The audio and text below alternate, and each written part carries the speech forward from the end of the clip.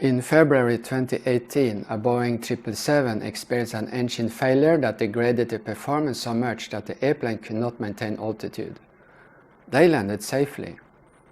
15 months earlier, an ATR 42 experienced the same scenario. However, the outcome was very different.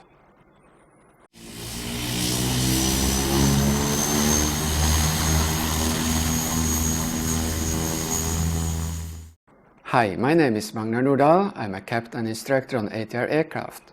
In this video, I will compare two accidents that happened with two very different airplane types.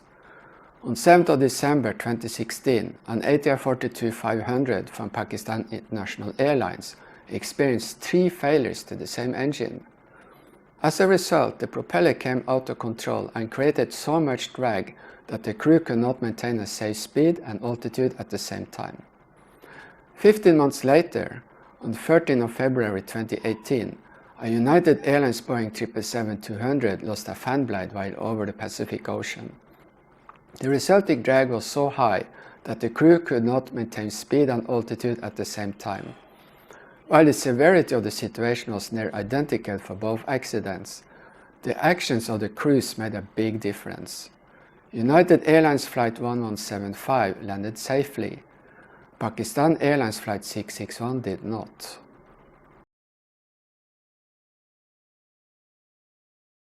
United Airlines Flight 1175 was en route from San Francisco to Honolulu. While cruising at flight level 360, which is 36,000 feet, about 120 nautical miles from Honolulu, there was a loud bang and a violent jolt, followed by strong vibrations. The autopilot disconnected and the airplane began to roll to the right. Immediately, the captain took control. The crew identified that engine number 2 had failed and performed the shutdown procedure. A visual inspection from the cabin revealed that the forward part of the engine cowling was missing, and the fan was windmilling, and the engine was vibrating severely. The crew realized that they were not able to maintain altitude, even at low altitudes with the other engine at maximum continuous thrust. Thankfully, the airplane was close to Honolulu, where they made a safe landing about 40 minutes later. I will come back to the actions of the flight crew soon.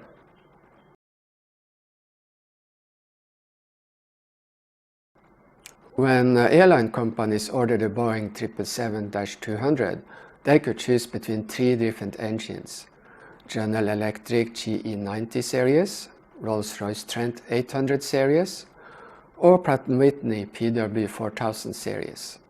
United Airlines selected the PW4077, which is in the PW4000-112 engine group. The number 112 reflects the fan diameter, which is 112 inches, or 284 centimeters.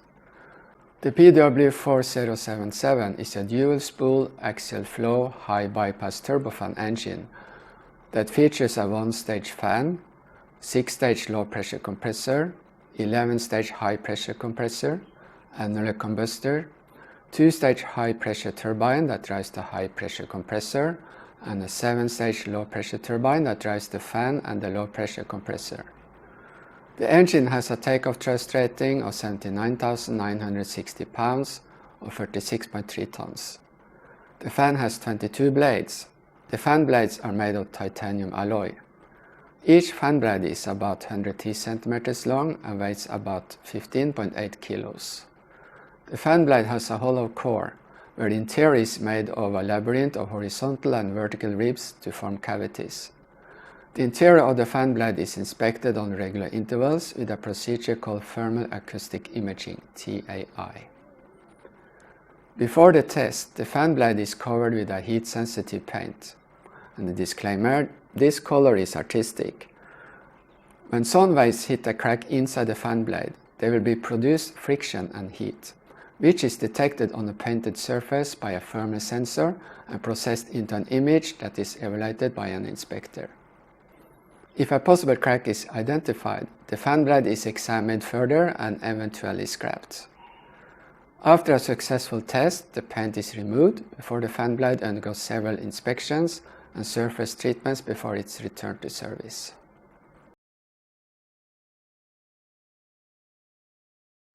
A post-flight inspection revealed that fan blade number 11 had broken off near the root, and that fan blade number 10 had broken off about 1/3 from the tip. There were also damages to the other fan blades. The missing parts resulted in unbalance and, consequently, violent vibrations. However, the engines are designed for this scenario. During certification tests, a small explosive charge is used to release a fan blade from the disc. The engine must contain the fan blade safely and absorb the resulting out-of-balance forces.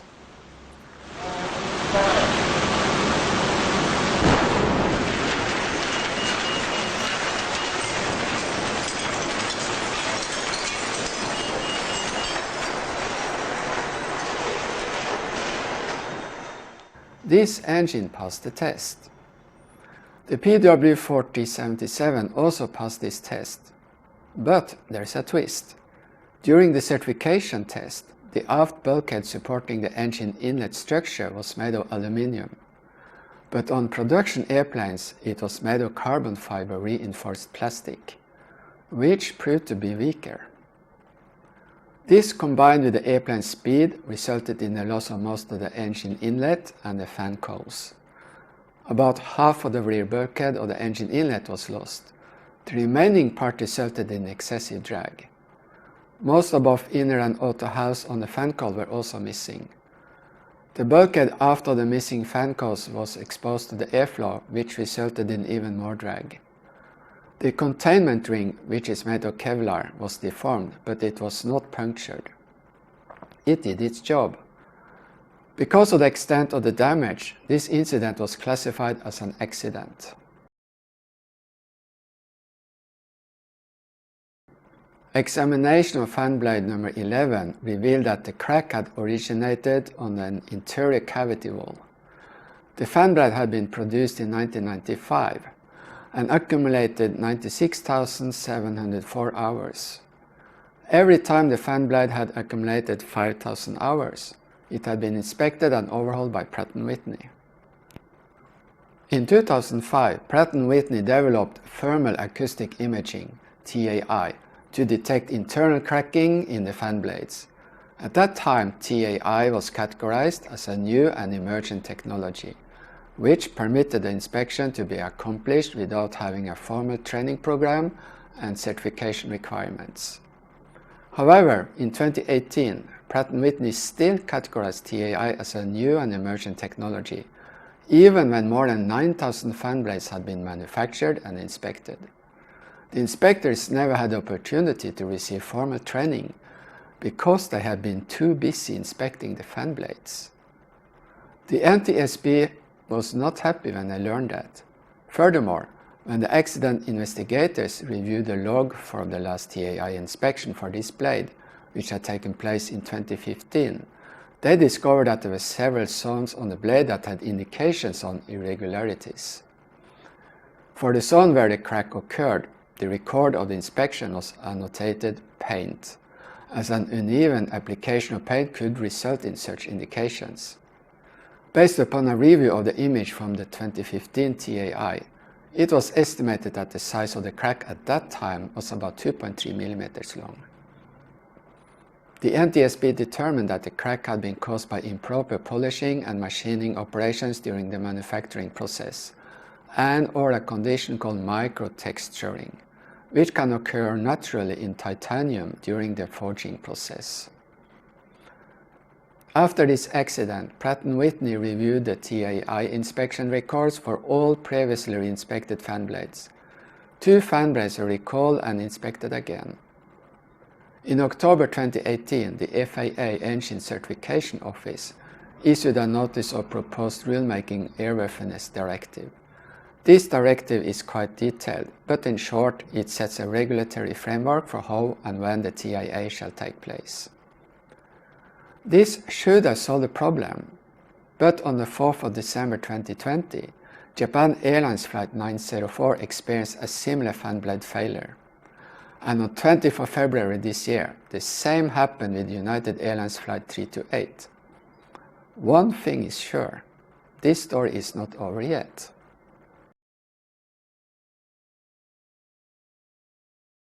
15 months earlier, on 7th of December 2016, Pakistan International Airlines Flight 661, an ATR 42-500, crashed while en route from Chitral to Islamabad. One of the engines experienced a sequence of failures that resulted in loss of propeller pitch control. This caused the propeller to generate so much aerodynamic drag that it was not possible to maintain a safe speed and altitude at the same time, just as with United Flight 1175. But to understand why the outcomes were so different, we had to take a closer look at the engine and the actions of the crew.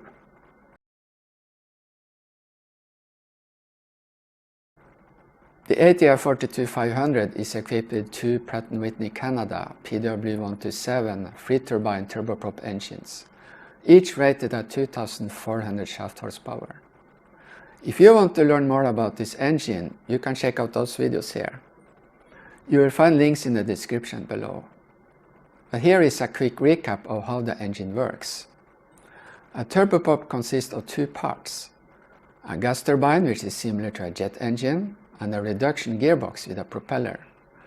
The gas turbine consists of a low-pressure compressor, a high-pressure compressor, an annular combustion chamber, a high-pressure turbine that drives the high-pressure compressor, and a low-pressure turbine that drives the low-pressure compressor. The high-pressure turbine also drives accessories like the fuel pump and oil pumps.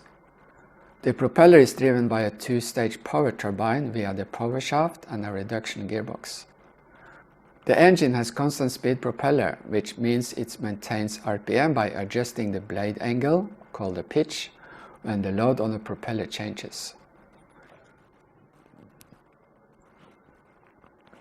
Propeller RPM is called NP and is controlled by the pilots by setting the condition lever in auto position and operating a power management selector which has 4 positions: takeoff, maximum continuous, climb and cruise.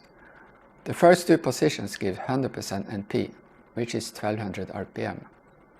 Climb and cruise positions give 82% NP. NP is controlled by the propeller electronic control, the PEC. When the condition level is set to 100% override, NP will be 100%. When the condition level is set to feather, the propeller blades are set to a position that generates minimum drag when the engine is stopped. When the condition level is set to fuel shut off, the fuel supply to the engine is closed. Propeller pitch is controlled by a piston in the propeller hub. It acts on a trunnion that changes the propeller pitch when the piston is moving back and forth. High pressure oil is directed to either side of the piston to push on it. The oil is controlled in the propeller valve module, PVM. Inside there is an electro-hydraulic valve, which is powered and controlled by the PEC. The valve receives oil from the high pressure pump and distributes the oil into 2 lines. One line increases propeller pitch, reducing NP, and the other line decreases propeller pitch, increasing NP.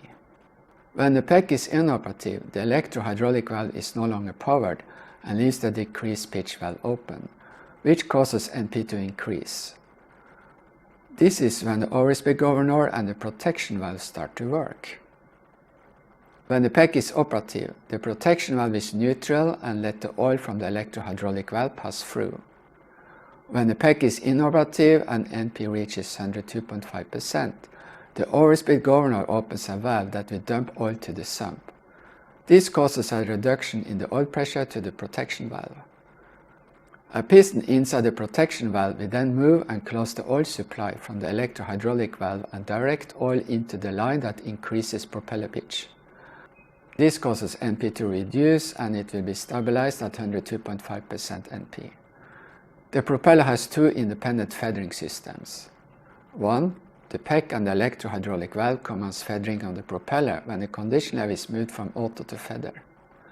2. The feathering solenoid, which is open for 30 seconds when the condition level is moved from auto to feather.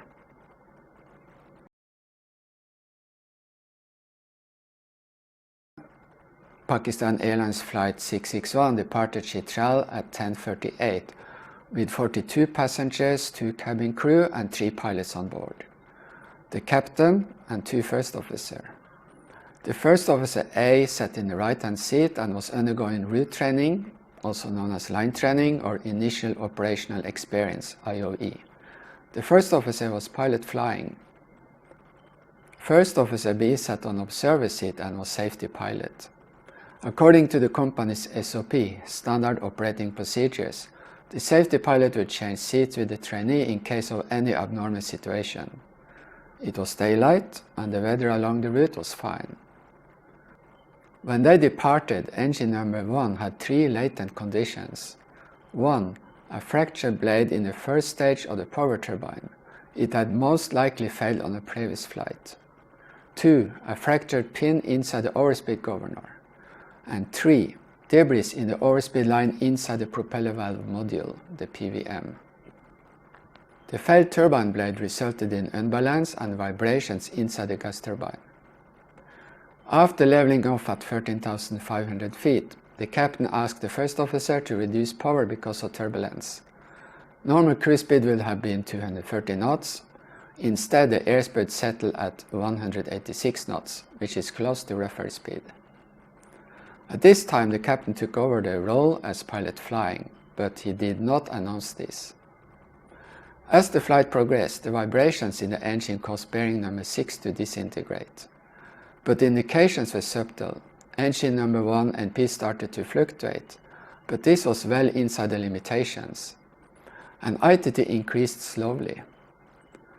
This graph shows the altitude and indicated airspeed and propeller speed NP for engine number 1. As we can see, NP remained steady at 82% until 11:01:30. Then NP started to fluctuate. At 11:04:56, there was a PEC number 1 single channel alert. This was not a big issue as the PEC has 2 channels. The standby channel automatically took over for the failed channel. At 11:05, NP started to decrease for no apparent reason. This most likely happened because of the fracture pin in the overspeed governor, combined with metal particles from the failed bearing that found their way into the overspeed governor. The particles resulted in increased drag in the pilot valve in the overspeed governor. As a consequence, the oil pressure in the line from the overspeed governor to the protection valve decreased. This in turn caused the piston inside the protection valve to move and close the oil supply from the electrohydraulic valve. Instead, oil was directed into the line that increased propeller pitch. As a consequence of this, NP dropped from the normal value of 82% to 62%. Apparently, the pilots did not notice this. Meanwhile, at 11:05:31, the PEC failed completely. The failure was announced by the first officer and acknowledged by the captain.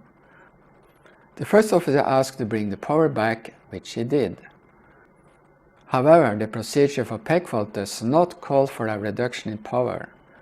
This caused the airspeed to decline. The captain asked for the checklist in the QRH, the Quick Reference Handbook, and I used the checklist to reset the PEC. Shortly after, the PEC failed again. In this case, the checklist tells you to select the PEC off and leave it there. However, the crew tried to reset the PEC 2 more times before they switched the PEC off. When the PEC becomes inoperative, you expect to see NP increase to 102.5%. Instead, NP decreased to 62%. However, this was not discussed by the crew.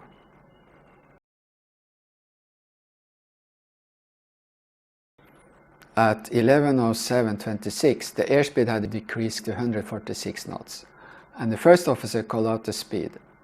Both power levers were advanced and the airspeed started to increase.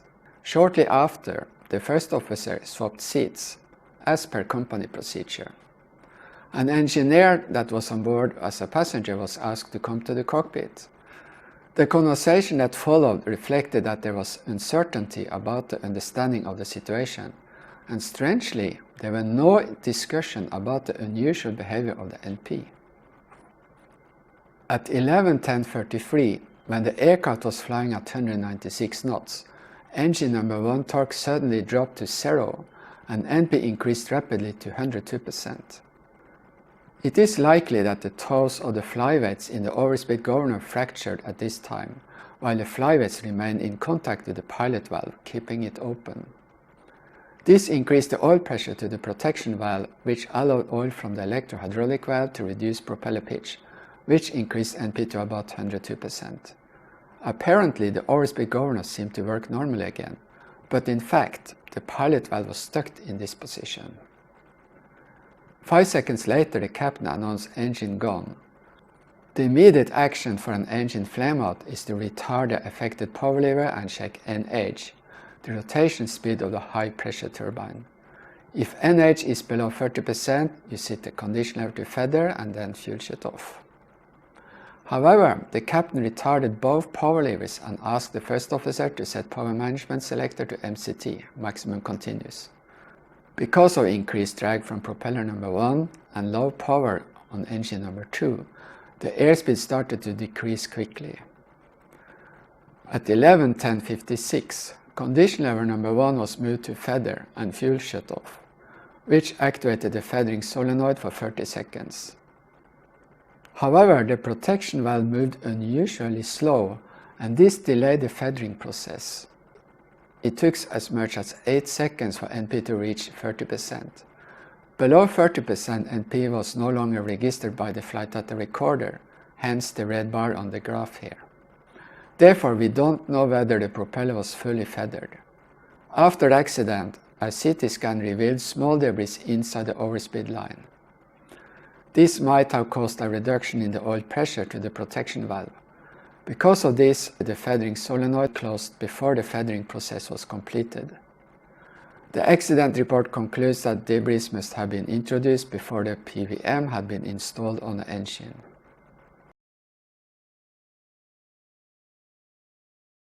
At 11:11:15, the captain increased the power on engine number 2, which reduced the speed decay.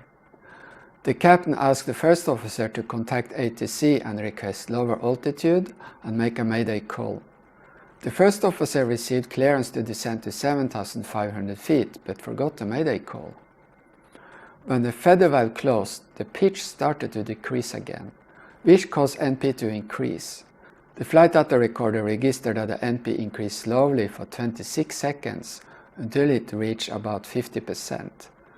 The high-pressure oil pump is driven by the propeller reduction gearbox, and when NP is more than 40%, the high-pressure oil pump provides maximum pressure, which is 1000 psi. From then on, NP increased rapidly to about 120%. This is known as low pitch condition and produces very high drag. The airspeed now reduced to 148 knots. I have practiced low pitch scenarios in simulators several times. The drag is immense, and we had to push the nose down and shut down the engine immediately. When we are prepared for the scenario, we can identify and shut down the engine within seconds. Still, we can lose as much as 2,000 feet. The rapid increase in NP increased the noise level in the cockpit. The captain was confused by the noise and retarded power lever number 2. 16 seconds later, the captain increased the power while applying full right rudder. The speed dropped to about 120 knots. At the current weight, about 17 tons, the stall speed is 106 knots. When the captain increased the power, the combination of asymmetric thrust and low airspeed exceeded the capability of the autopilot, and it is engaged. The airplane started to turn left and lose altitude. In an attempt to control the airplane, the captain applied aileron and rudder and retarded power lever number 2. Some seconds later, the power lever was advanced again. The airplane was close to stall, but the captain did not try to trade altitude for airspeed. At 11:12:21, the stall warning system activated. At the same time, NP suddenly dropped to about 5% and caused a rapid reduction in drag from the left propeller. This, combined with the deflection of the rudder, caused the airplane to yaw strongly to the right, like this. The airplane stalled and rolled 450 degrees to the right. That is a full roll plus another quarter roll. Then it rolled left until the wings were level again. Meanwhile, the airplane lost about 5,000 feet of altitude and leveled off at 8,350 feet at a speed of about 200 knots. During the roll, the captain had continued to push full right rudder for the first 7 seconds, while applying full left aileron. The power lever was advanced to the wall. The elevator control mostly showed positive, which is pitch up, deflection, occasionally in full nose up position. However, both pilots had acted on the elevator in opposite directions, and this resulted in pitch disconnect. This made it even harder for the captain to fly the airplane.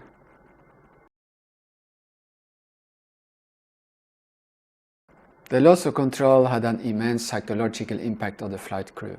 They hyperventilated and their voices were trembling.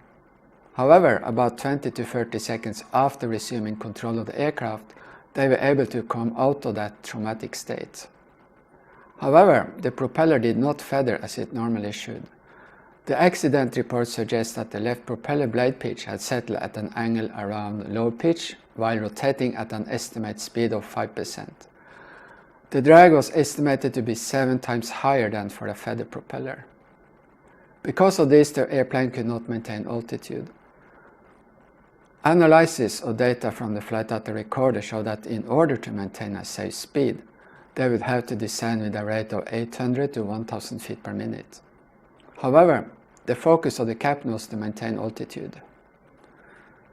Finally, a mayday call was transmitted, and ATC responded by telling them to engage the transponder. Due to the terrain, they were below radar coverage.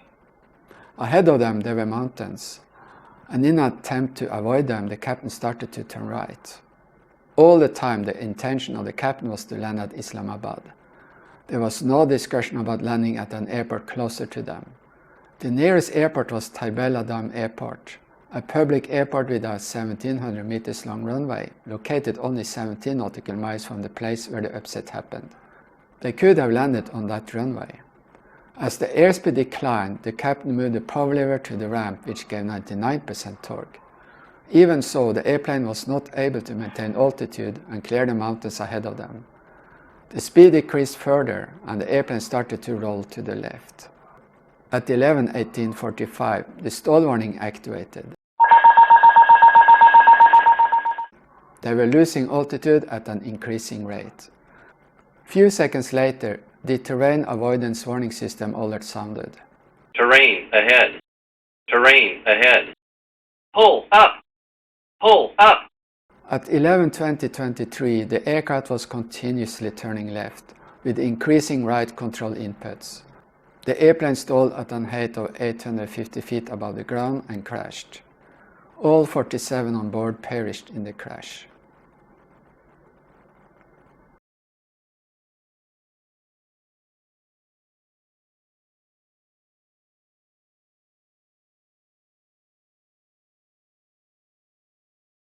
All 3 failures in engine number 1 were traced to maintenance issues. After accident in April 2017, Pratt & Whitney Canada made an audit of Pakistan Airlines engine maintenance facilities. They made several discoveries. The ATR fleet of Pakistan Airlines had more engine problems than any other operators. The occurrences had been reported to CAA Pakistan, but neither the company's quality and safety management system nor CAA Pakistan were able to identify the trends and undertake any proactive interventions. Furthermore, the audit revealed that some requirements and procedures given by Pratt & Whitney Canada had not been addressed by the company's quality and safety management system. Neither was it addressed by CAA Pakistan during the audits. Starting with the power turbine, the turbine blade should, according to instructions from Pratt & Whitney Canada, had been replaced last time the engine was in a maintenance shop. This happened 1 month before the accident, but the turbine blades were not replaced. The pin inside the overspeed governor had been fractured due to improper reassembly after some unauthorized and undocumented maintenance activity. It was not possible to determine when or where this activity took place. Debris found inside the PWM were most likely introduced and it was not installed on the propeller reduction gearbox. Again, it was not possible to determine exact time and place when and where this contamination was introduced.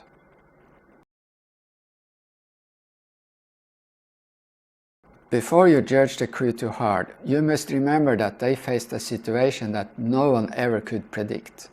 They were traumatized and fighting to control the airplane. This can explain why they sometimes made wrong priorities.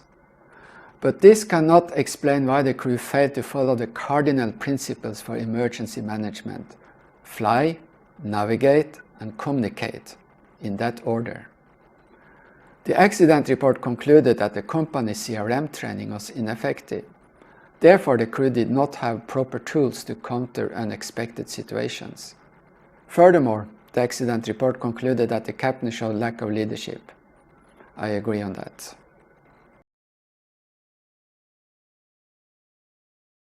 There are several similarities between Pakistan Airlines Flight 661 and United Airlines Flight 1175.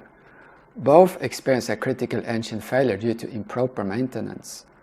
Both failures resulted in excessive drag that prevented them from maintaining altitude, and in both cockpits there were 3 pilots. But when it comes to the actions of the flight crew, the similarities end. As we have seen, the crew of Pakistan Airlines Flight 661 did not follow the cardinal rule to fly, navigate, and communicate. They allowed the speed to decline so much that they lost control 2 times. Finally, there was a breakdown in CRM, which added to the confusion. Now, let's have a look at how the flight crew of United Airlines 1175 responded to the emergency. I will show some extracts of an interview with Captain Chris Benham made by Juan Brown in Blancolario Channel. Please pay attention to what Captain Benham says about his priorities and how he utilized all available resources. So what happened? There was a huge explosion followed by tremendous vibration, violent vibration. I mean, the impact was so severe that almost hit the glare shield, and the autopilot disconnected, and she rolled to about 45 degrees of bank at 36,000 feet, Mach 8.3, without any warning. And so immediately, you know, I went into what I'm trained to do, take care of the airplane first, fly it. And as I applied aileron, left aileron, my foot went in and for the left rudder, and before I knew it, I had full left deflection on the aileron and the rudder, and she stopped kind of at 45 degrees of bank, hesitating. And I asked Paul, I said, Paul, help me push the nose over to break the angle of attack. So she came back. And throughout this whole confusion and, you know, being startled and not believing what's going on, I asked the other guys, what's going on? Because both engine instruments were normal. So here we are, you know, I have an airplane that is not behaving normal, a full left deflection rudder, my body's telling me to do one thing, and my brain is looking at the ICAS, the engine instruments, and it's like both engines are normal. So it was very confusing 30 seconds. Well, as I'm trying to process this, you know, obviously you're kind of in a shock. You know, we were not frightened or afraid, but just trying to figure it out, because your brain is telling you one thing by looking visually at the instruments, and your body is telling you something different. I do remember asking Paul, you know, what's going on? He says, I don't know, everything is normal. Ed, sitting in the jump seat, said, hey, maybe we had a mid-air collision. But while you go through all this process, all of a sudden the right engine just goes blank. The right engine gauges just disappeared. Disappeared. So we didn't know this. Now we know that the reason for that was the information that was coming from the EEC to the cockpit just froze. So the last picture stayed on my upper ICAS. And that's why everything seemed normal, but obviously it wasn't. As soon as I saw the problem and noticed, I said, we have a severe engine damage, let's run the checklist. So we went the old-fashioned way, you know, auto throttle off, throttle back to idle, and it was all verified. And right engine shut down, and From memory. from memory item. Yes. I delegated the communication with ATC and the flight attendants to Ed initially. So he declared emergency, Mayday, Mayday, Mayday with HCF while I'm flying the airplane. And initially, Paul and I wanted to work on the checklist, but it was just too much. So it literally became a three-man cockpit, put it this way. And Ed is the jump seater in the the brand new guy in the jump seat. Brand new right? guy in the jump seat. So yeah, we put him to work. We put him to work. So Ed communicated with ATC and told them how many souls on board, how much fuel we had on board, and we're going direct, and we had an emergency aircraft leaving 360. After that, I asked Ed to work with Paul on checklists because it was just too much for one person. And I said, guys, I'm just going to focus on the instrument, keep the blue side up, and fly towards Honolulu. And you guys deal with the ATC and the flight attendants and run the checklist. So that part was great. So after we landed, I told the guys, let's go stand by the front door, door one left, as passenger disembarking, and thank him for their courage. Thank him for, and I'll never forget, there was a little girl, I think she was 6 or 7 years old. She had blonde hair, pigtail, and a lot of, some guys are trying to be tough, and mothers are crying, and I'm getting emotional at this point. Right? She comes up to me and said, that was cool. She likes all that. Roller coaster ride, yeah, Disney World. I highly recommend you to watch the entire interview because there's a lot we can learn from it. There's a link in the description below.